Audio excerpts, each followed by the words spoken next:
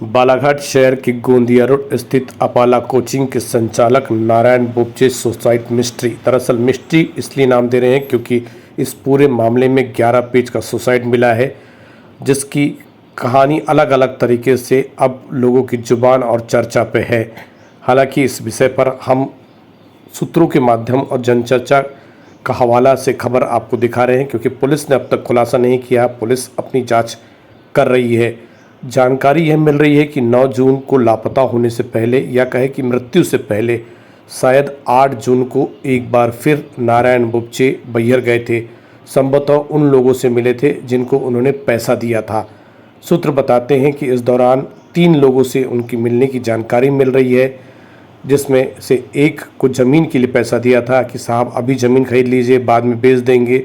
शायद यह पैसा लगभग 3 से 4 साल पुराना बताया जा रहा है, और ये पैसा वापस मिला नहीं मिला यह तो जांच का विषय है।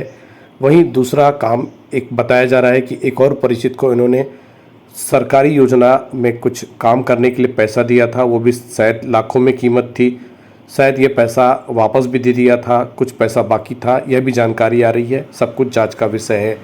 तीसरा कौन परिचित था, इस विषय पर जानकारी नहीं मिल रही है, लेकिन सूत्र यही कहते हैं कि यह सब कुछ जो बैहर के लोग थे उनके बचपन के परिचित थे, क्योंकि नारायण बोपचे का बचपन कुछ समय बैहर में भी बीता था।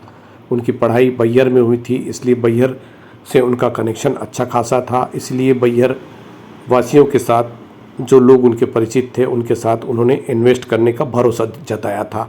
इस दौरान सूत्र बताते हैं कि इस पैसे के लिए उनके द्वारा बैंक से लोन लिया गया था, और बैंक का कर्जा बहुत अधिक हो गया था। सारी परेशानी एक साथ उनके ऊपर थी। शहर में एक अच्छा नाम था, अच्छे शिक्षाविद के रूप में पहचान थी। वे नहीं चाहते थे कि इन सब बातों का खुलासा हो, कभी बातें सामने आए, इसलिए वे लगातार उन लोगों के सामने पैसे के लिए गिड़गिड़ा रहे थे। 8 जून को भी शायद कुछ ऐसा ही हुआ, ऐसा लोग बताते हैं, जनचर्चा है। हालांकि सब कुछ जांच का विषय है, लेकिन सूत्र कहते हैं कि 8 जून को जब नारायण बोपचे बैहर गए तो इस दौरान भी उनसे उन लोगों की वही बात हुई। इसका सारा उल्लेख शायद उन्होंने 11 पेज के सुसाइड नोट में लिखा है, जैसा कि सूत्र बताते हैं।